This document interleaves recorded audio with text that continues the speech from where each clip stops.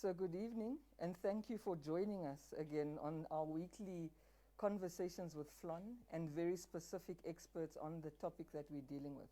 Last week, we spoke to a number of mental health experts as well as medical doctors on what to do around COVID. This week, we're speaking to the mental health issues, and we realize mental health is both psychological, it's got a lot to do with psychiatry, but it's also got a lot to do with our spiritual feelings and our religious beliefs. And because of that, we've got Dr. Andre September, who leads a congregation of over 3,000 people and who really has had first-hand experience of the trauma and mental health consequences of COVID. So welcome, Dr. September. Thank you very much. We've got Ute Sinkala, who's a clinical psychologist. She has her own practice, who does amazing work, especially with young people. Welcome, Ute. Thank you. Then I've got Dr. Fourie van der Berg. He's already laughing as I'm introducing him. He's from the ERA's Dutch Reformed Church, also a congregation of over 3,000 people. Welcome, Fourie. Thank you, Monica.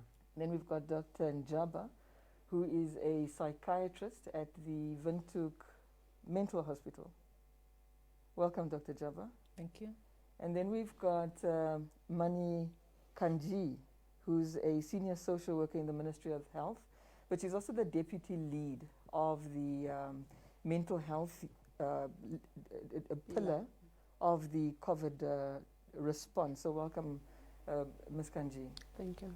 So thank you very much, and we hope to have an engaging conversation. Many of you have sent us your questions on our Facebook and our Twitter accounts, and many of your questions are with the relevant experts, and they will be answered.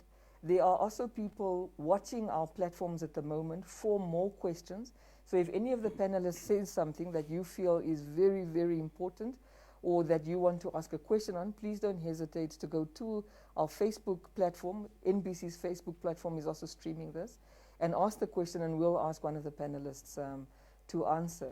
So we'll go straight into the discussion, starting with Dr. September, and each panelist will just do a quick overview of their observations and the mental health, the bereavement, the grieving process that you're seeing in our communities at the moment. No, thank you very much, and good afternoon all. As ministers and priests and pastors, we deal with death almost on a daily basis. And with death, the grief that comes with it, the anxiety, but also all the other mental challenges that society face. But in a place like Windhoek, where you have such a large concentration of people, it's almost as if the challenges are always amplified. But we've never witnessed what we've experienced over the last 15 to 20 days. And that also gives us some new perspectives on the challenges that we face and how to deal with them. It's no understatement any longer when we say that we are faced with almost one of the most difficult times in the history of our country. We need to understand this so that we can help one another deal with these challenges. So I'm very happy to be part of this panel and to offer whatever it is that I can do. Thank you very much. Thank you. Ute? I think from my perspective, what I have been experiencing, what I realized is that even recently, you have patients who end up being rushed to hospital because they can't breathe, and people who are having symptoms of what is expected to be COVID, but then it turns out to be a panic attack or anxiety, and then these people are going to hospitals, and then they are being fearful. And even with grief, even with COVID and the pandemic, there's so much anxiety and fear in the air, and it's contagious, and social media is spreading all of these things. And with that sense of anxiety and the stress hormones, we are constantly under stress now. And my concern is on a psychological level, what are we going to be left with afterwards? Because parents are afraid. They are locking themselves in the house with the children. They don't live. What's going to happen with those children afterwards? with the increased levels of stress that we are all experiencing, it impacts on our normal health and other conditions. And even if you do are tested positive for COVID, while you are extremely stressed, your symptoms and all of that, and anxiety symptoms mixed with COVID symptoms, it's not good. So we need to get the right information. We need to teach people how to live with COVID amongst this death. You know, we need to help the nation to continue living. Thanks, Uta. Furi? Yeah, I think it is definitely the worst of times that we've experienced in the history, but it's also the best of times, because in times like this, then there arises opportunities to overcome past mistakes, past faults that we've made, and also present ones, to actually change for the future. I think it's a time of unification now. It's a time where people should leave the past behind and stop accusing and blaming and whatever, because everybody's anxious, is hysterical. We are losing our rational minds, and it's throughout the society. And I think it's a time where we can really take hands for the first time. COVID is a bad thing, but the best that we can is to use it in our favor, and that is to unify. Firstly, secondly, is that we must make an aggressive stop against misinformation and false stuff outside there, where that really influences people so negatively and makes them anxious. So we need to address science, facts, the truth out of the Word of God, because what is very disturbing for me is that people are using the Bible to actually cause havoc. And I think as an ambassador of God, our role is to bring peace and hope, not to bring fear and judgment and accusations. And that is currently what's happening. And I think I'm more on that line, that I want to really address that, so that we can move into the future and looking back sometime and say, COVID was terrible. We lost so many people. We weren't prepared for it, but it unified us, and it made us one nation moving forward. That's a great perspective. Yeah. Dr. Njaba? Okay, on my perspective is that COVID and the mental health go hand in hand, and I think it's a try time, since mental health has been ignored for too long, that people don't want to be associated with mental health, whether mental health services or the people who are suffering from mental illnesses. I can see that there will be sequela of COVID afterwards for the survivors. Those that have suffered from COVID, those that have lost their loved ones from COVID, especially the children, looking at them losing both parents at the same time. It is not mourning as usual, it's not grief as usual, because in a usual normal life, losing, dying, at least one parent may go, few years pass by, then the other one follow, because that is nature, that we all have to die. But with COVID, it is happening so quickly, rapidly, that the people left behind, they are panicking because there are many things that are happening. These ones that they are dying, they are the one who are providers. They are the one who take care of them.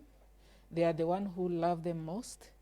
And the most worrisome is that when somebody want to go to the hospital because they are feeling symptoms of COVID, me being a doctor and being a psychiatrist, family member, people, they know you, they will call you first. They will tell you that I have got a medical aid and I need to go to the hospital. I have tried it. I can testify on it. I have called, I have a relative, I called almost 3 of our private hospitals. They say there are no bed. So then at the end of the day, I have to advise that they only have to go to Katutura Hospital, which people, when they are having only physical illness apart from the COVID, they don't see the need for them to go to Katutura. But Katutura now become the heaven. So I think it's also a try time for our government to see to it that our state hospitals are made to a standard where we can really take care of our people when they are ill. The other private, yes, they are there, but the capacity, it is small, and now our doctors are overwhelmed. They are contracting COVID. They are stressed. And even department, doctors are being pulled out to go and assist with COVID. So it is really a trial time, and we need to work together so that we overcome, and God will really see us through. Excellent. I was surprised last week, Dr. Njaba, we had 2 psychiatrists on the panel, and they made a comment that there's only 10 psychiatrists in this whole country. Would that be your estimation? Of which only 4 in the States. Yeah. The rest 6, I think, is in private. So 3 in Windhoek and 1 in Oshakati. And now with all this that is happening, it is really, there is a need for us. And in fact, we also appealing that people should go for training, especially in mental health. But then there is a problem because the society is more negative about mental health. They start stigmatizing the patients, the health providers. They always feel that those who are working with mental ill people, maybe they are also mental unwell. So that become really a problem. Absolutely. Yeah. So that's a shocking number for me, that is in a country with a mental health burden as heavy as ours that goes back to our past. To only have 10 psychiatrists really shows that we need to invest more in the mental health space. But before we wrap up this discussion, maybe if Mrs. Kanji, if you could just take us through a few of your perspectives as a senior social worker for government. Thank you very much. My observation is more on our cultures. Our different cultures that we are having is being challenged. The way that we used to do things, the way we used to even go about mourning, which is also was the way how people could grieve. Now COVID is challenging us to change our way how we used to do things. And it's why it's also difficult for our communities to cope even with regulations, what we are setting for COVID. Because you know, even the way we were mourning as families is being disrupted. The number of days you need to try and conform to that, not only because you need to bury as soon as possible, but also to prevent further infections. So our people are being exposed to our culture to become now evolving and to change. And I'm just hoping also there are certain things in our cultures that we don't need to go back to. So COVID is also presenting that opportunity for us to be able to look at the way we used to do things. Because we might not also know when do we also maybe experience another pandemic. So we need to be able to go back and assess the way we used to live, looking at our way of living, our structures, even our educational system, that are we really providing enough even for our children in our educational system? Because when you look at the public sector, with even the first lockdowns, people who were crying out more is the public schools, not the private schools. So maybe COVID is also an opportunity for us to really to assess our way of living in different sectors. But also my own observation is also to our healthcare workers. Really, for me, I take my hat off for the healthcare workers for what they are going through, because they are all also they are experiencing this in their own family, the death. They are also being infected, but they need to come back and also provide to others. So, and it's also maybe time to also look at how do we intensify, how do we give those incentives to our healthcare workers who are also having sleepless nights, and also to wait, what am I going to see after I have knocked out the doctors, the nurses, the social workers who are working in those respiratory units. You might come the next morning and you don't find the person that you were caring for, that you were hoping for. So you are experiencing that as a service provider, but also as your own families are going through that. But you need to stand up and go to work and provide, because we cannot all be on lockdown. Even if lockdowns are called, but the healthcare workers have to be there on the forefront and provide these services. So I think maybe COVID is also providing us an opportunity to look at how do we provide services in all the different structures, whether it's education, whether it's health, well, even our own economy will be affected. And how are we going to go back and also provide the aftermath of COVID will be there with us, Yes. and we need to provide also more for these people. Yes. So it's interesting how all of your statements really intertwined with acknowledging the deep trauma, especially in the last 15 days, that has been in our societies, how it's an opportunity to rebuild spiritually, psychologically, including the trauma that we've been carrying even before COVID that we've never processed, but also an opportunity to re-examine our family structures, our community structures, our church structures, and build a more equal society where public health, quality public health is accessible, quality public education is accessible, where mental health is destigmatized. And I think these are the conversations we were supposed to be having before COVID, and we've been having before COVID.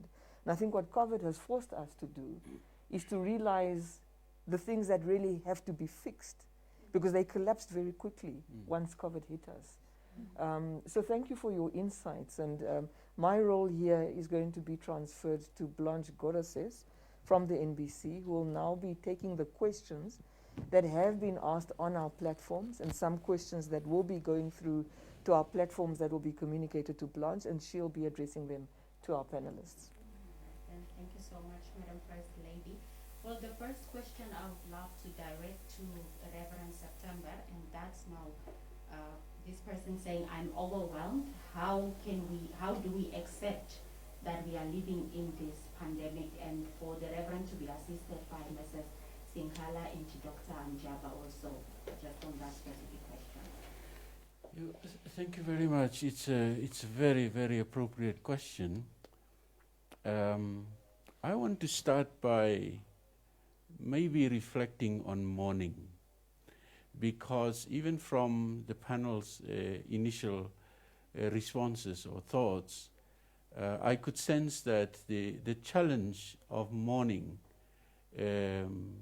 creates a lot of pain and uncertainty about the time in which we find ourselves. Now, just speaking from a Christian perspective, when Peter reminds us that we are a royal priesthood, then what Peter in fact says is that all of us, if you are a believer, you are a priest. And priests are meant to mediate God's presence, which means that wherever you find yourself, you affirm that God is present. Now, that is what our faith almost saddles us with. Because when people of faith express their love and they express their care, what they in effect do is that they affirm that God is present. In this time, we cannot express our love and our faith in the old traditional ways that we've become used to. So now we start to question whether we are doing the right thing. We start to question whether God is truly present then.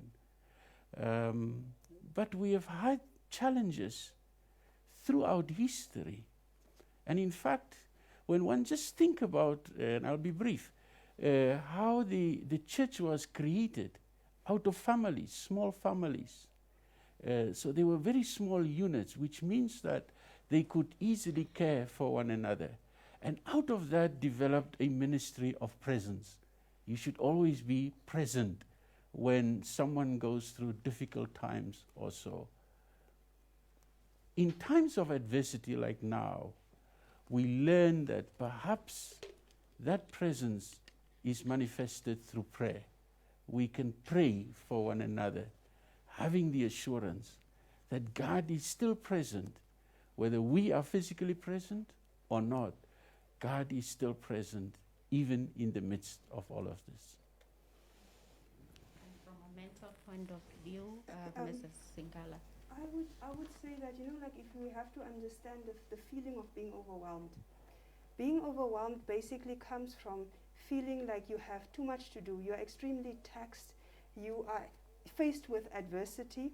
You are faced with many challenges that you do not know how to handle, and you think you are not capable of handling it. So what I would say is you need to understand the power of our brains. Human beings, the one thing that we can do very well is adapt. And in order for you to understand your own power and your own adaptability, you need to look at these challenges and adversities as in, first of all, understand what stress and anxiety is, what it does to your body. Make an effort to control the stress and the anxiety. Calm down, breathe, that's very important. Exercise, start with those things. Take care of yourself, self-care. Next thing you need to do in order to deal with feelings of overwhelm is look at what the situation is. Little things, structure your day. If you are scared, structure your day. Tell yourself, I need to wake up, I need to open the curtains, I need to make my bed, I need to shower, I need to do this and that. When you're breathing, exercising, structuring your day, your brain and body already feels calm and then centered. Then you'll be able to face any kind of being overwhelmed. Another thing that I will say that also ties in with the cultural aspect and us as human beings being able to adapt. I remember myself and my husband telling my family and my parents we want to be cremated when we pass away. And they said, no, you can't do that. This is, And guess what happened? I lost my father to COVID. And what did we have to do? We cremated him and we had the most beautiful service for him. And the way has been paved. My mom has already reserved a space for herself. And it felt amazing. And we adapt. And this can be done. So what you need to remember is whether you lose one parent, you lose two parents, you lose a child, all of these experiences are different. But if you have the resolve to understand that my life, I still live, you honor your loved ones by continuing living. And adversity, challenges, like the pastor said, human beings have faced many of these. And we've survived, and we will survive, definitely. And the pain that you feel right now, it is okay. It's a normal, natural process to be scared and to hurt. Feel it, allow yourself to feel it, and you will survive. Pastor van den Berg, you earlier spoke about just information being out there, so I'll direct this question to you. Every day is a new story of loss and tragedy.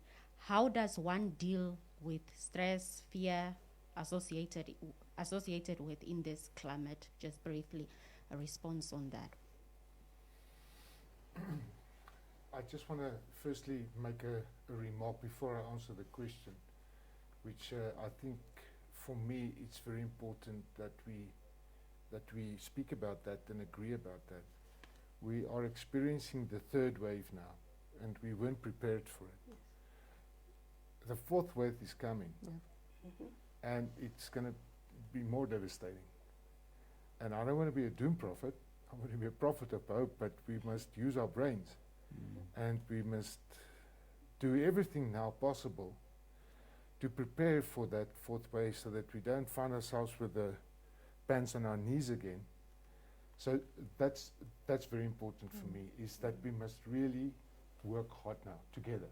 That's why I said the luxury of our differences and our backgrounds and the past and the blaming and accusing and who's with is gone. It's now time to unify, to stand together. We must do damage control now, and that's regarding your question, because systems aren't in place. Our structures can't handle the overwhelming, prolonged grief disorder, because that's what we are experiencing now. I mean, they've written about this in the 90s, Kubler-Ross, PGD, prolonged grief disorder, and now we're experiencing it. Because of restrictions, we are isolated and we can't see each other. So that loneliness with our minds, the ability that God gave us to think with our brains, can be destructive now, because your brain, your capacity to think, can be your biggest enemy now, with all these voices in your head, and there's nobody that you can talk to because you are isolated, you are alone. That's the first thing. We need connection. We need discussion. And technology, as bad as it can be for teenagers and people sitting on social media, and I want to reflect to that as well, as one of the worst things that is can be to us, but we can use technology wise. We can use technology in our church and churches around the country. We've set up many useful forms of technology. Grieving lines, helping people, helping them to die, being alone at their home and have this anxious attacks. And if you can just have a therapist or a counselor that can just talk you through how to die well, because you've lived a well life, but now you can't die because there's nobody there. People are living with enormous amounts of guilt that they did not do enough. I wasn't there. I couldn't hold her hand. I couldn't say goodbye. We need to help people to get rid of their guilt, because it's not a time that we need to feel guilty now. We believe in the gospel of forgiveness. And it's not our fault that we can't be there. But we need to have structures in churches and through mental health organizations combined, that we know that we are covering. If the fourth wave comes, we will be geared to do it. Regarding social media, just as an end, I think we need a lot of discernment. I specifically come out telling people, don't go on Facebook, because it just, all those deaths that you see, it just overwhelms you. It just makes you fearful. And we need to keep distances with that. Certain times of the day for a small amount, but to sit on that thing because you have time at home alone, and you read through all that stuff, and then all the experts are there. The experts of doctors, normal people being doctors, being psychiatrists, normal people, farmers, become pastors now, overnight, experts. And I was sitting in a plane and I said to the guy, I think I can fly this plane. And he said, well, did you have any qualification? I said, no, but I know aircrafts. They wouldn't allow me. But now we allow the farmer and the teacher and the retired person to become the expert pastor, telling you about the 666 and the mark of the animal in the vaccine. And you have psychiatrists all of a sudden, and you have medical doctors telling you that your DNA can change through the vaccine. And we need to stop this. We need to really, really stop this. And I think we must send out this message. That's what I'm saying. We need to collaborate so that we can help our people not to fall victim to these things. Because the pandemic itself is bad, but we can make it worse. With what we are doing and how we are thinking about it and saying about it. Blanche, before you go on, last week and the week before, Dr. Brevet was on our platforms talking about the fourth wave. And there was a bit of a reaction there about how do these Illuminati people know that there's a fourth wave coming? Surely they're the ones triggering it. And Fourí's answer is there. We must use our brains. You can forecast. So there've been we're in the third wave. They're following a pattern. So if we need to follow that pattern, extrapolate the days, you can calculate when the fourth wave is going to hit us. The reality is, if we're not going to change our behavior, if we're not going to be united, if we're not going to vaccinate, there is going to be a fourth wave. And if we look back at the different waves, except the second wave in this country, the next wave is mostly worse than the wave behind it. So if this one is bad, we are potentially looking at a worse fourth wave with potentially new variants of the virus that act differently. So I just wanted to clarify that, because I do notice there's always a question, how do you know? There are epidemiologists. I can never pronounce that word, so forgive me. Dermatologist. Okay, Dr. September said it. I don't know how to say it. There are people who forecast these things and look at the behavior of a virus. And I think it was also affirmed in yesterday's COVID update by the head of state and the health minister. The next question is to Dr. Njaba and Mrs. Kanji, dealing with children who may have lost a parent, grandparent, or guardians as a result of COVID-19, specifically asking, how can we support and reduce the anxiety of children who have to deal with unpredictable life events, such as what you earlier spoke about, disruption of school, witnessing financial anxiety of parents, and coping in a world that seems to be in a turmoil? Mrs. Ganji, you can start. Thank you. I think Dr. Uri was talking about this is the time for us to reconnect. This is a time, there are certain things in our culture that are so good. If we can go back how our grandparents, our mothers used to live, even in a community, that interconnection of knowing what the neighbor child is doing, what the neighbor child is eating, those are the things that we need to think of, because government alone, what we are going to sit with, won't be able to cope without us coming on board and say, how can I lend a hand? How can I help my neighbor child? The other day I lost a family member, and I was talking to a friend and say, we cannot go to her funeral. The husband passed on, so we cannot go there, but we should think, what can we do? There's so much that we can do. There are children left behind. How do we go out there and help these children to survive after the death of their parents? Whether we have government grants and that alone won't help. The child needs somebody to talk to. Money alone won't help a child. We need to be able to go back and establish an awareness and reconnect again in our community. Go back to the way our parents used to live. Even when we were schooling, you were not only afraid of your parents when you are working there on the street. You know very well if you do anything wrong, any parent can reprimand you. Any parent will ask you, why did you not go to school? It's school time. Why are you on the street?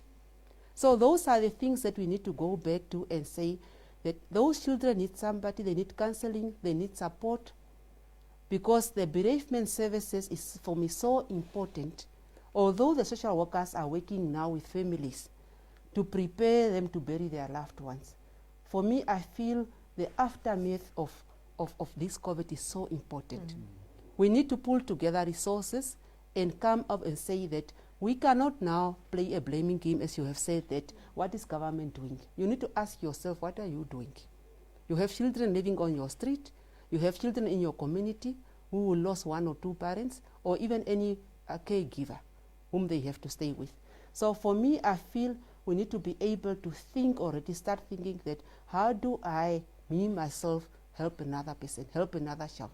Not only your children, but your neighbors. And be able there to be the support to provide, to refer to counseling services, to refer for other support groups. I was talking to my colleague there now, we need to link and say that how do we also extend our hands already to our social workers? They are out. People are being out. People then themselves are losing their families. But how do we come together and say, I'm here to avail myself? Today I have a conversation, a meeting with UNAM, who came on board and say, we are here as your colleagues. What can we do? And there are social workers by profession say, our mortuary staff are there. They are seeing these bodies every day. They are working with this death every day. How can you be on support? And they came on board.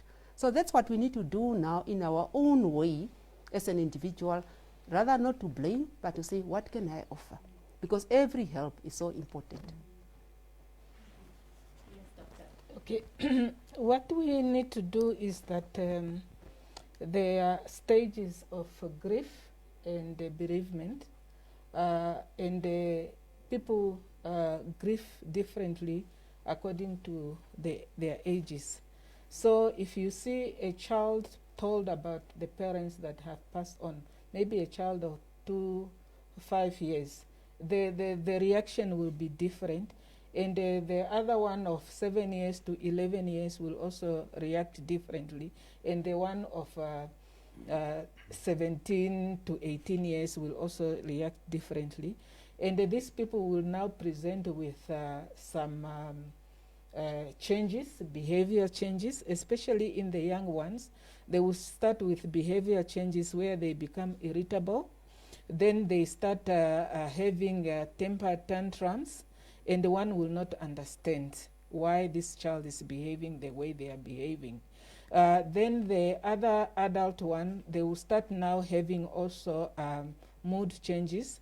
They will become anxious, they become depressed, and they even start using substances as a coping mechanism. And they start isolating themselves, and they become antisocial. So with all this, they will then have a long standing problem. So what we need to do immediately if a death has happened, we need to involve either the social worker, the psychologist, the psychiatrist, the church leaders, the community leader, to see how they can help this person who has lost a family.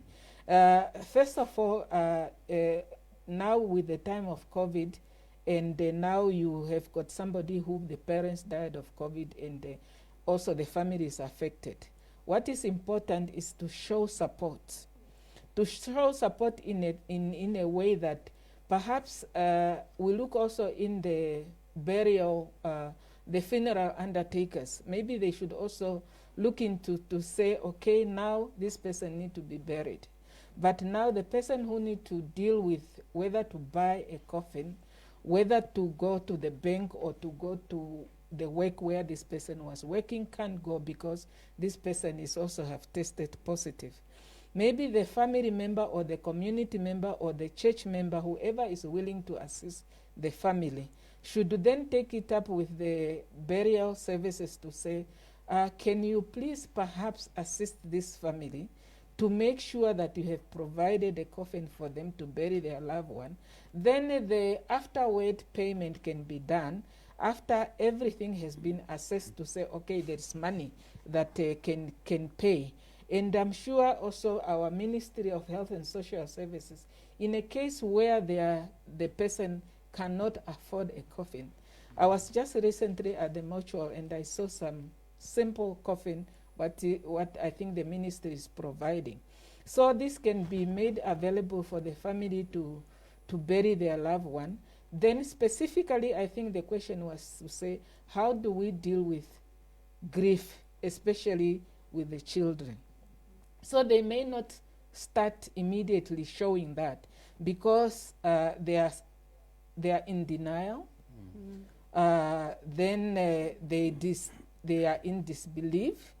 Then afterwards, then they will start now bargaining. Then they will start becoming depressed. Then the depression and now the grief, which can now be prolonged, and they become stressed. And when somebody becomes stressed, it means that their body immunity also goes wrong. They can develop inflammation. Then this inflammation can lead to diseases like cardiovascular and can also lead to other infection. So as a result, this person may also die, even if contracting other diseases, not necessarily COVID. So therefore, we really need to give a hand. We all need to come into and we do what we call a biopsychosocial support. If the grief child needs anything to treat a depression, then this person must be taken to the healthcare providers. If they need any psychotherapy, then they should be seen by the psychologist, social support by the social workers, and the spiritual support by our spiritual people, and the community must be there. As my colleagues say, we have to go back where we were a community that assists each other. Yeah. Can I, sorry, yes, just please. want to check in. Just to add on to what Dr. Njaba is saying, I think as the people that provide support, what we need to remember is we are going to get tired, but the longevity, we must not give up and we must not lie down. And the only way we can do that is if we take care of ourselves. Yep. We need to remember to take care of ourselves. And taking care of yourself is not to take a holiday to Mauritius in 3 years' time, the only holiday that you've ever taken. It's to do the self-care every single day, to reset, to take care of yourself. That is very important. And we need to realize that, like the doctor mentioned before, we need to use technology not to sit and look at Facebook and WhatsApp forwards the whole time.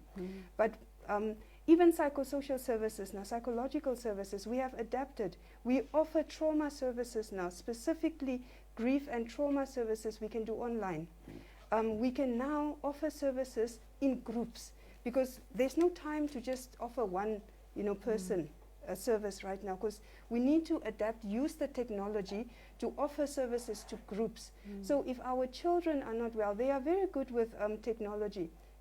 Get them in contact, have groups where they can have group counseling, group services where they can support each other. And sometimes the best way to get support is from a peer, from somebody who's also lost and is also going through the process, instead of from a professional. So you just need a facilitator who can do the group facilitation for the psychotherapy or counseling, bereavement. And then I will direct this question to you, Mrs. Sinkala. How do I deal with guilt over the possibility that I may have infected a person who died? Yeah. Now, guilt that is unfounded, that if you didn't do it intentionally, then that guilt is not healthy. So that's what you ask yourself. Did I do it intentionally? No. If you are acting responsibly, I always tell people we don't have time machines to go back in the past. But as human beings, we literally have some kind of GPS that we can try and navigate. Just because we all know we are going to die, but we don't know exactly when. That's already a sure fact, I am going to die. So I have a choice about what I'm doing right now. If I intentionally even infected somebody with HIV 2 weeks ago, and I feel bad about it, and I've made up, and I promise to not do it again going forward, then that guilt and that carrying that thing around is unnecessary. So you have to again engage your mind. Speak positively. Do what you can to not repeat that behavior. Be responsible. Yeah? That's the only thing you can do, because yes, you can unintentionally. COVID is the only time that just stepping out of your house to go and buy bread, you can bring home something potentially fatal and lethal for your mom, your daughter. You don't know. So in terms of COVID-19, if you start feeling excessive guilt and you think maybe I did it, then you need to speak to somebody, because right now nobody should feel guilty. And the next question is straight to FLON. Are you not becoming numb of hearing about death and high hospitalization rates? The person also wants to, I know you've spoken about it before, but also wants to know your state of mind when you contracted COVID. I think the numbness, and everybody sitting here has the same challenge. Every single police officer, every single nurse or doctor, every single lawyer who deals with criminal cases. When you deal with human trauma in any form, on a repeated basis, there is always that risk to protect your own sanity, where you do disassociate to an extent. Even people who deal with gender-based violence and sexual violence. So that risk is always there, and partly what I've done to myself is I don't allow myself to get numb. I do allow myself to feel the pain of every death. Because at this point, you're just like, oh, okay, your dad died, I'm sorry, condolences, and you move on to the next one. But you don't give a moment to feel it, because that will build up and it will catch you. So I let myself process the emotions as they happen. As to the emotions of when I contracted COVID and the emotions around that, it was very much what all the experts here have been talking about, of how you process your emotions is very important in how your recovery process will go. So I did get anxiety, and it's remained with me. There were nights I would wake up and it felt like adrenaline was pumping through my body. It felt like a heart problem, it felt like a cardiological problem, but it was actually just anxiety. It's lessened, but it's still there. And I speak about it openly because we must start speaking about these things openly. The days I'm not coping, I say to the people around me, I'm not coping today. Tomorrow I'll be strong, but today I'm not strong. And then I also was lucky, I've got a very calm husband. Many of you may know him. He looks like he's always angry, but he's actually the happiest guy. But he's a calm person. So it is helpful because all of us have our strengths. I know who to call when I want to panic about something. I know who to call when I need to be calm. I'm lucky to have a calm person in the house. But we must reach out to those in our lives who we know are calm people because they do influence our emotions. If I've got a friend who's sending me SMSs the whole time about, it's Auntie Vivi is ook dood. It's going to stress me. While I have COVID, now I'm seeing all these people dying. Of course, I'm going to think I'm also going to die. So who I allowed into my space in that moment. And then there's something that Dr. Belinda Prouver said last week about when you're feeling powerless, which is how I felt. Do what's in your control. Get vaccinated. If you have the ability to get up and go exercise, go and exercise. If you have the ability to reach out to Ute and say, Ute, I'm sorry about the passing of your dad, do it. Do whatever you have control over. So I've done that. Say no. And also say no. Have boundaries. Thank you. Sure. Establish boundaries. Because you can also burn yourself out trying to help everybody. Because financially, I'm exhausted. Emotionally, I'm exhausted. So there are people I can help. And there's other people I really have to have boundaries and say, look, I can't. my focus is on helping people with COVID. I can't help you with the repossession of your car.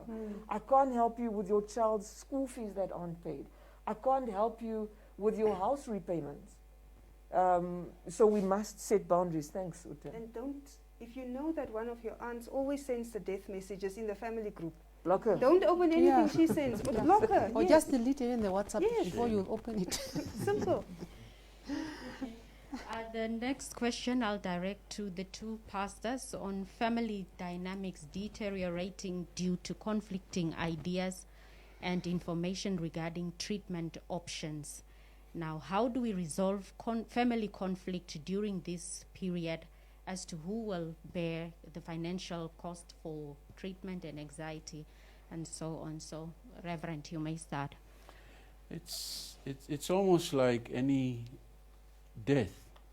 Once a death occurs within a family, as a pastor, you have the responsibility to identify with whom you speak, because there could be so many different voices within the family who wants to speak to you and who wants to influence you in the way that the burial should happen.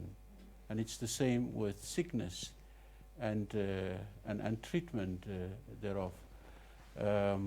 It's a tried and tested way of speaking to the family. Find a way of speaking to the family. If I've asked the family, just for the sake of speaking to them, that they should create a group. They didn't have a family group because they didn't think there was a need for them to communicate with one another. But they did so in order for me to speak directly to all of them.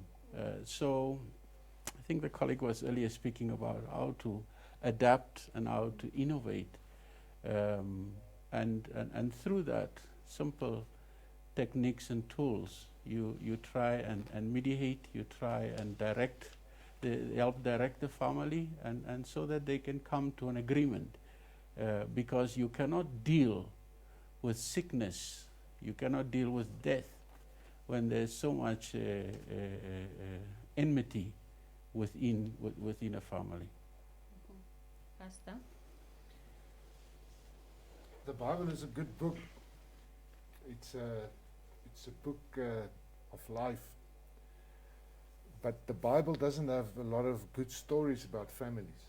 It actually starts with a family that are dysfunctional. In the first two borns ever, in Cain and Abel. Sibling rivalries will always be there in all families. Everybody tries to be the boss and tries to be important and tries to earn the blessings and whatever. And we need to go back to birthing order because it plays a huge role in the Bible, and we've lost it. We've lost a lot of things.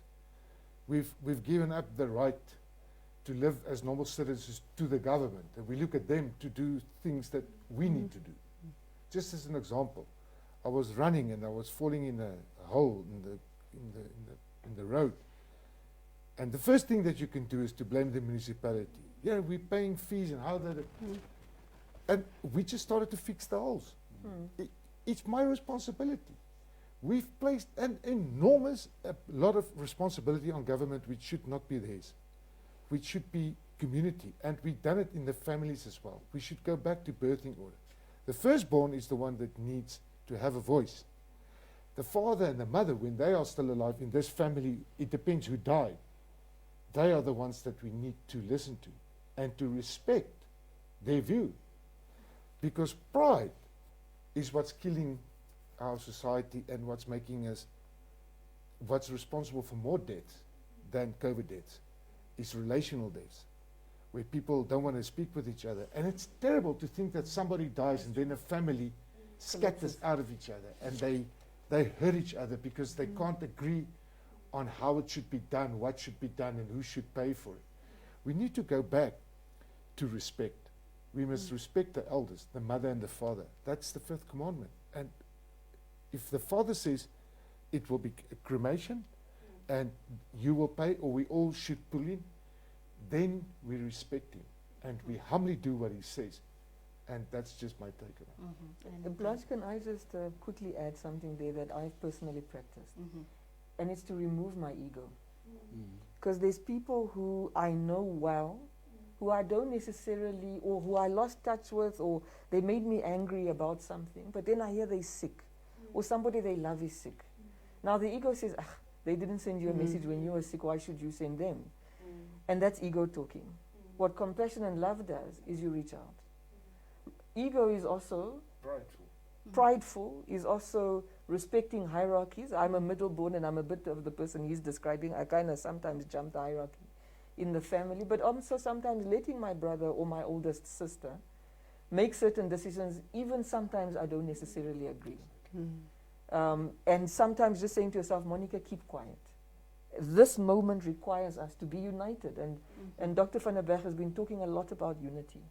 And sometimes it means just stepping back, even if you don't necessarily agree. And if I just add to also remember, apart from ego, family, God did not give us a spirit of fear. Power, love, and sound mind. So we use this thing, you know. And remember, our children are sponges. They will soak up everything. They soak up our emotions. They soak up the aura around us. So we need to remember to have quality of life. Have quality moments. Remember that we don't know if we are going to be here next week or next year now with this. So this is more real. To live every single day as if it could possibly be your last. And remember to reach out. And don't feel guilty if you didn't answer the phone when somebody called to give you a death message, because it's impossible for everybody to be available for everybody all the time. So there's no need to feel guilty. It's okay to say no and have quality time with friends and family. This question is to Mrs. Kanji and to Dr. Njaba. It's about couples experiencing difficulties, which includes domestic violence. They are asking for advice for those who are in violent relationships and are confined to the same location, I guess, because of the restrictions. Dr. Njaba. This has been happening when we were in the first lockdown. We have not really seen somebody coming to the hospital seeking help, but we have seen it on social media. Now you want to know the audacity of that social media, whether it's correct, but we tend to believe that is true, because what is happening is that when couples live together, is that one goes to work, one goes to another place of her work, and they only meet at home at very late, and they do not have time to quarrel or to know each other or to argue on life happenings. But now with the lockdown where they are forced to stay together, it also through that they become frustrated, somebody becomes frustrated, and the person perhaps is also seen that their routine, some of them used to go and meet friends, drink together, and now the person is like told to stay home, then it's become very difficult. I was just thinking when the announcement was done yesterday that even now on Friday, weekend, Saturday, Sunday, there will be no sitting or alcohol. It means that now it is almost the same thing when we started having our first lockdown, that the family will be together, the husband and the wife will be together. And as much as we say that we know each other, it seems that couples do not really know each other. They now tend to know each other when they are seeing each other every day.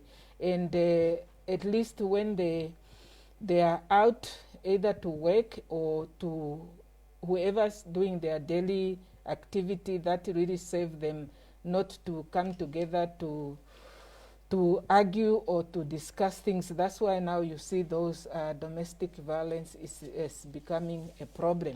But nevertheless, not only that, people are also living with fear and anxiety and depression. So as a result, the way they express themselves, it is out of that anger, out of frustration, self-blame and blaming others, and they now really become a circle and become a problem at home. So what we need to do is to make sure that we have a psychosocial response team, where now each and every person, whether it's a husband or the wife whom they find themselves having a problem, that they can contact us so that we send, we communicate, because there is a telephone number. Unfortunately, it's only that I did not come with the number. We have got telephone number where one can reach out, and then this person can be directed where the person can go before the violence become really a violence where people will hurt each other and causing those distress in front of the children, because it will also shape up the future of the kids, because the kids will witness what the parents are doing and those violences that are happening. So it is extending that people should really reach out for assistance. Your input, Mrs. Kanchi? Yeah, thank you. Just to add on Dr. Jamba, that we also need to know that although we are in the same house, we are individuals. Yeah, we need to allow each other also to be individuals in the house. Although people are couple, we are a couple in the house. We need to be able to also find opportunity in this time, so that also we know we are, as Dr. Jamba have said, people were used to the type of social life that one was going out the whole day, maybe the husband or the man, and people didn't have time for each other. So you could face that. You had your own alone time, but now you are sitting in the house with the children. The children are not going to school. And also, what are the responsibilities that we are all having in the house? Because sometimes it's also that is a cause of frustration or irritation by one partner, because the one partner might be there, the one partner might be overloaded, and that one who's overloaded is being irritated. So we also need to find that as an opportunity to see, are there courses online? Are there positive things that we can also do as an individual, and or allow ourselves also each other that space? Because if you also constantly demand maybe that attention, it also can be a cause of irritation. So we need to also be individual, although we are a couple, but also to be able to use it as an opportunity to also, as the colleague have said, that you need to also have your schedule of the day as a couple and also as an individual, and be able to know what is my program of the day, maybe your exercise, your reading, your budgeting of your news, because what you are reading is so important, whether it's on social media, whether it's on WhatsApp, because that can also put a lot of pressure and a lot of anxiety, because you are just a human being. What you are consuming is also what you are bringing out. So you will be also irritated. So we need to also look, how do we budget this news consumption, and how do we also reconnect with others? Because although they are a couple in the house, you have friends, you have family members that you can also reach out to. We are slowly coming to an end of the question session. There are questions for Pastors September and Van den Berg. Churches have been closed and the community is isolated. This question is, do you believe that COVID-19 is a punishment or punishment for Namibia's sin? Reverend? It's a difficult question because I don't know what is Namibia's sin. But on a serious note, there is sin almost in everything, in every brokenness. But that sin comes from the original sin. And that sin was not caused by God. That sin was caused by us, human beings, who were entrusted with taking care of God's creation. Now, the God that we get to learn through the Word of God and through His revelation is a God of love. He's a God who cares. He's a God who's always present with us. He's a God that doesn't take delight in us when we go through difficult times. So that God doesn't just stand ready every day to punish us for whatever. I think it's a time for us to understand that as human beings created by God, we have a responsibility to do God's will. We have an opportunity to put our faith in God, to emerge out of whatever crisis we find ourselves in. But James also reminds us that faith without action is dead, which means it also imposes a responsibility on us to always do the right thing and act responsible. No, it's not God punishing us. Pastor Van den Berg? I'm going to say it a little bit harsher. It's absolute nonsense. Because so did we not sin in 2019 and in 2018? Because COVID came in 2020, right? So people always want to have understand what happens in this world through schemes, and God doesn't work with schemes. God's truth plays out over long centuries. People have said drought is a way of God speaking to us. I firmly believe God speaks to me every day that I see the sunrise. Why does God always have to speak through bad stuff? Bad stuff will always happen. We live in a fallen world. COVID, if you are clever and you read the science, it's a normal thing that happened. It's not a punishment. So we must stop preaching that kind of condemnation and fear, because it's doing us harm. We need to speak. A child of God, always when he speaks, the focus is hope, love, and unity. And if those three things aren't there, don't listen to it. It's nonsense. I promise you it's nonsense. Because Jesus never spoke fear, division, or condemnation. That's why he died. He took all those things on us. So yes, we all sin. And then COVID should have been there after Cain and Abel. It should have been there all along. Drought should have been there all along. If bad stuff is a punishment for sin, we have to be punished through our whole lives. And we had good years with rain, and we had good years without pandemics, and it was not that we did not sin. It's just how it is.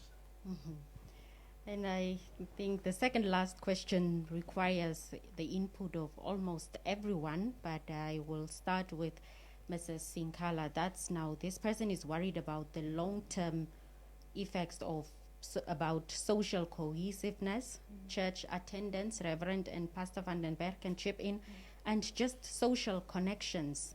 Will we ever be the same? No, we'll never be the same again. You know, you're not the same today as you were yesterday, so we won't be the same. Every day we change. It's just what we choose to do with the change and how we choose to direct ourselves. I think the First Lady mentioned earlier that we should have had a lot of psychiatrists, psychologists, all of these, because we are a nation that comes from a lot of trauma and a lot of hurt. I mean, the pastor mentioned earlier also about families and how we need to respect each other and listen to each other, know who's the head. The problem is our foundations. Even the couple who, now that they are together and locked in the same house, experience cabin fever. Why? Because the foundations were not right. We need to fix the foundations, and we need to realize that even if we have not started off on the right foot, there's a lot that we can do to fix the broken walls and the, all of these things. So what we need to realize is, people sometimes say, oh, time heals all wounds. No, it doesn't heal all wounds. You need to do. Grief even is action, yeah? You need to do the grief work. You need to allow yourself to feel the feelings. You need to take care of yourself. You need to cry. You need to give voice and utterance to the anger and the worry and the concern, and you need to pray, and you need to ask the questions. Then you need to make choices of how you are going to live every single day. So this nation is never going to be the same again. We have learned a lot about our infrastructure. We've learned a lot about, what doctors to place where and what kind of psychosocial services we need. And so we are going to do the work to get there. And we've all learned that we are not all immune to this or that. COVID, grief, death does not see color, it doesn't see age anymore. So we know we need to unite. So we won't be the same. If we choose, we can be wiser and we can be better. If we choose. Yeah. Very true. Yes, the church is one, but the church is not the same, has never been. And so we sometimes worship differently. We have different hours, we have different duration, we have different kinds of interventions within the church, hopefully to achieve the same objective. The church will not be the same. The church is already not be the same. It's a good thing that the church rids itself from this idea that it's an institution, that it's a structure, and that the church returns to being a movement that continuously is renewed as God reveals himself and his purpose in this world, that the church continuously is on the move. And that is, I think, what we would understand. Yes, we would be different. We would, some will perhaps continue to create community in a virtual way. They will have to assess what the impact of that will be. Others are constrained by other factors. They would, as quickly as possible, want to meet physically, but all of that would change. I think what's important for us is the foundation.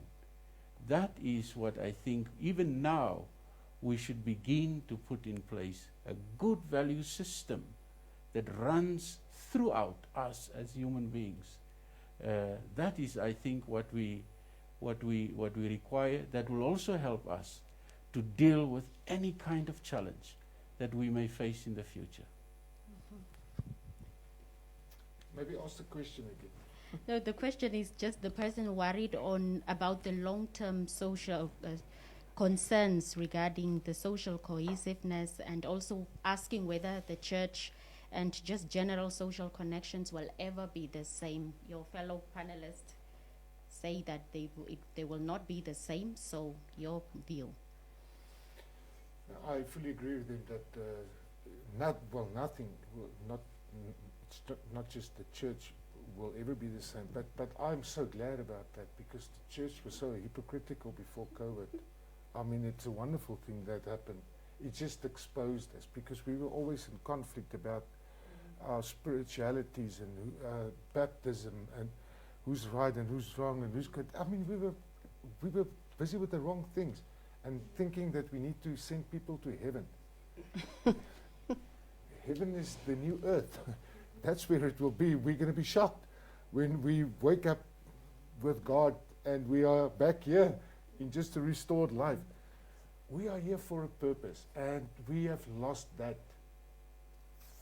Not just now, we've lost it long time ago. And I'm glad that has happened, because the church buildings has also become holy cows.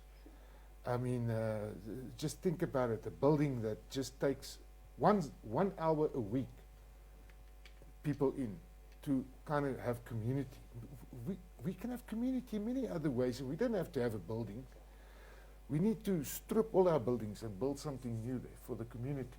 Community centers, and help people, psychological wards. And that's what we are supposed. We were called for a purpose, and that's to restore brokenness. Our world is broken, and we must live with our feet on this planet and make not just a difference, but make the world different each day. That's the meaning of success. That's the meaning of Christianity for me. That's what Jesus came to show us. And we have institutionalized it, and we've started to count the butts and the buildings and the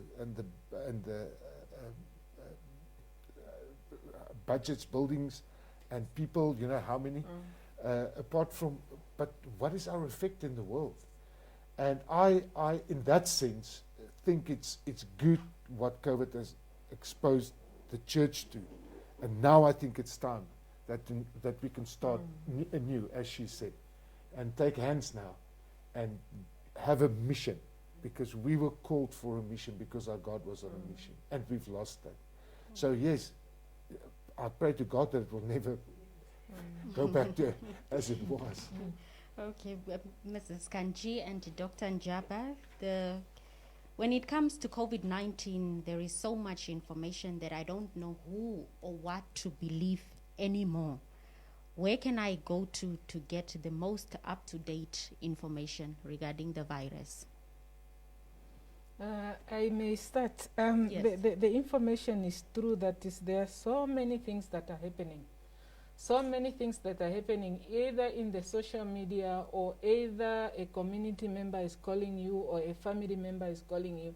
I remember when COVID started, I had a morning meeting with the student and the intern and the doctors, and we were now talking about what are we ready now if COVID come and affect one of our patients, especially when we are dealing with mentally ill persons, who perhaps they will not be able to follow what we are saying: wash hand, sanitize, wear the mask, keep the distance, stay at home because of their condition.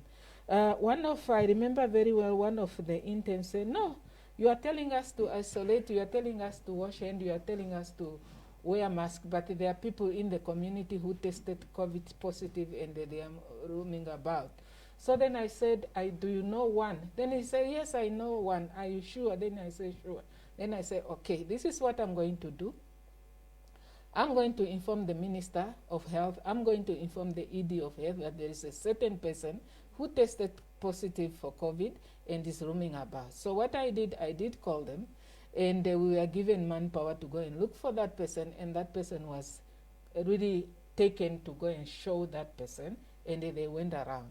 So then when they went around, that person was already in self-isolation, and I was even informed that it was case number 5.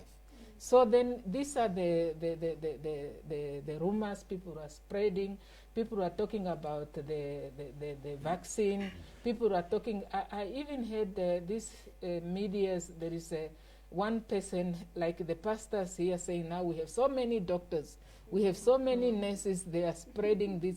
And that person, when you listen to this person explaining why is that now they are saying that the president need to go, the advice from the doctor, why didn't they allow us also to get our advice from our doctor to know which type of vaccine should we get? So what is important is that when you go to the vaccination center, depending on what is available there, the vaccination that is available there are trained staff to explain to you. Regardless of your age, regardless of your comorbidities, illness that you have before, they will explain everything. Then it will now be your choice to choose which of the type of vaccine that you would want to have injected. So with all those things, the information, we have got people in the Ministry of Health and Social Services who have got the right information to give to the public. if there is somebody there out there who really need to know what is happening, especially with the vaccine, especially with the virus, and we are told we have the first wave, the second wave, now we are battling with the third wave, and the information pamphlet, the problem we have in Namibia is that we do not want to read.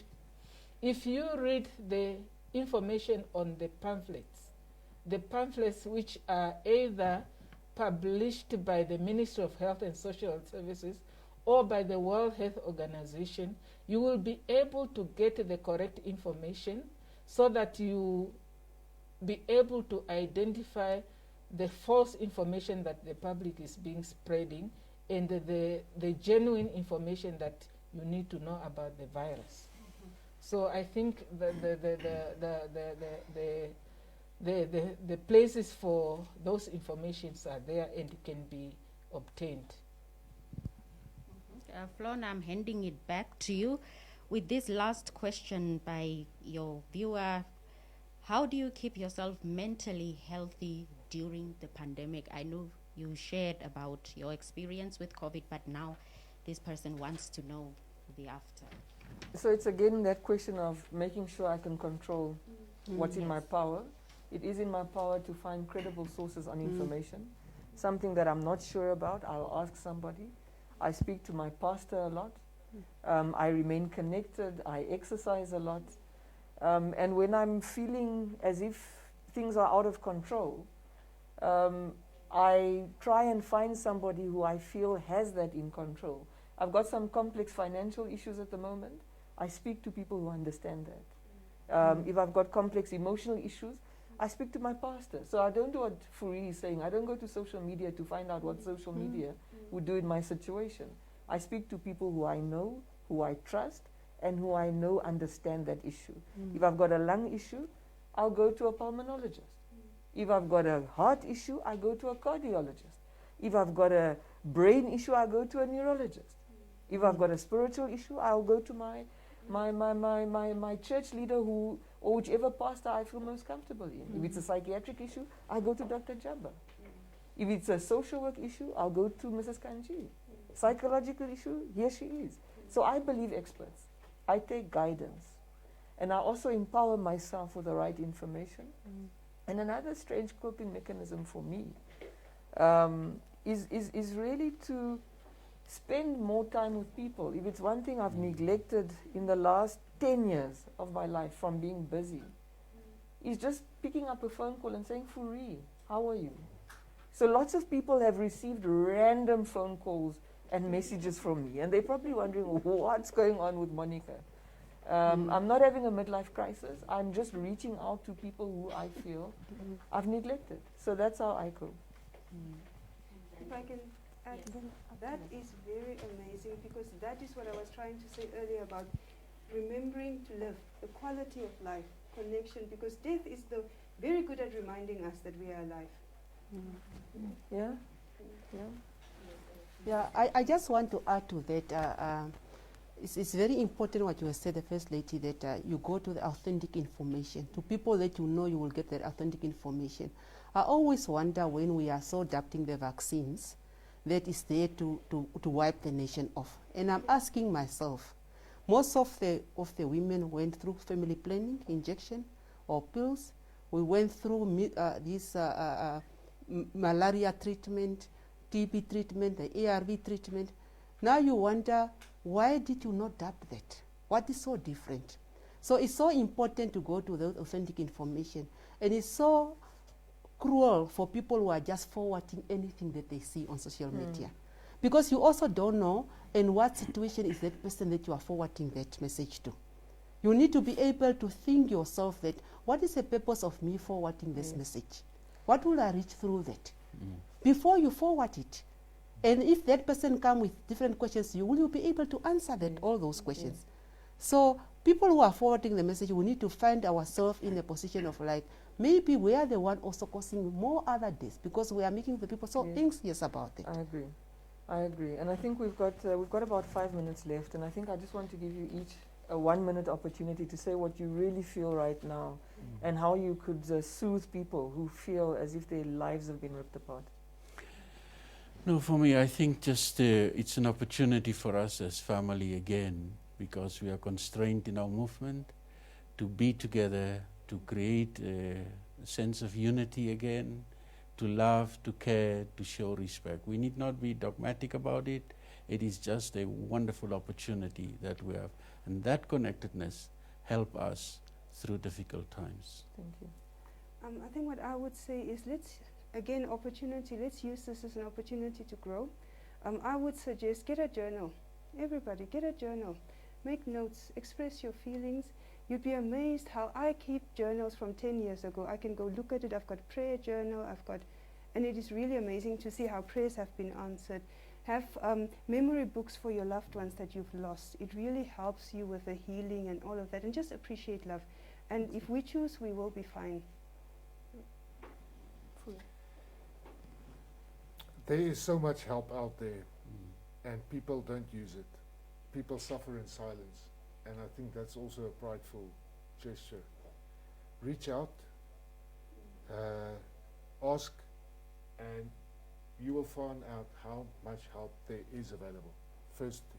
Secondly, is the help that is available there, I think we must just coordinate it and connect it and become a stronger force. And not everybody is doing his own thing.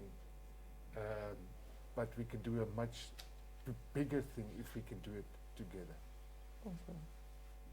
Yes, hope is what is we need to, and we need to prepare.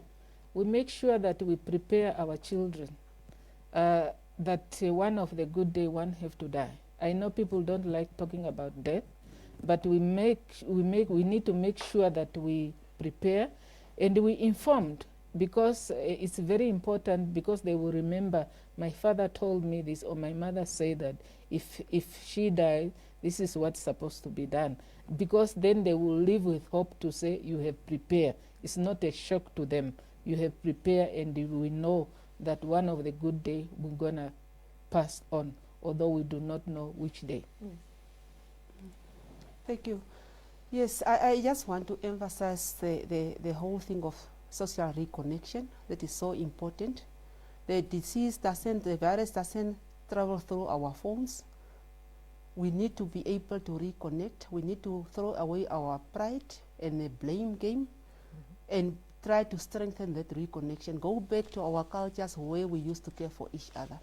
And I think that's virus have also, the pandemic have presented with an opportunity to reassess our structures, our way of living.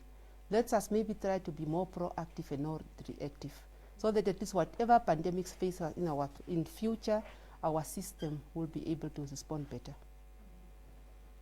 All right, then, Madam First Lady, I see you have guests here, so you can introduce them as they take it away and take us to the closure of the program.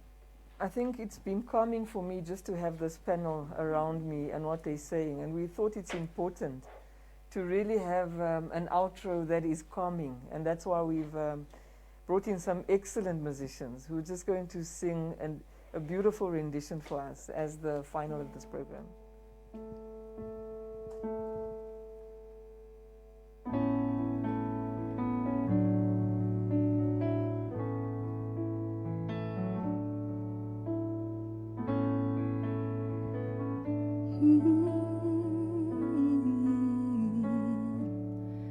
God, I look to you, and I won't be overwhelmed. Give me vision to see things like you do. God, I look to you, 'cause you're where my help comes from. Give me wisdom. You know just what to do, yeah.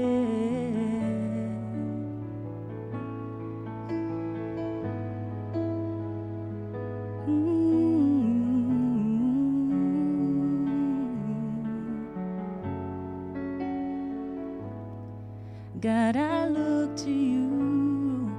You're where my help comes from. Give me vision to see things like you do. God, I look to you. You're where my help comes from. Give me wisdom. You know just what to do, and I will love you, Lord, my strength. And I will love you, Lord, my shield. And I will love you, Lord, my rock. Forever all my days I will love you, God. And hallelujah, our God reigns. Yeah, hallelujah, our God, you reign. And hallelujah, our God, you reign forever all my days. Hallelujah. And I will love you, Lord, my strength. And I will love you, Lord, my shield. And I will love you, Lord, my rock. Forever all my days I will love you, God. Forever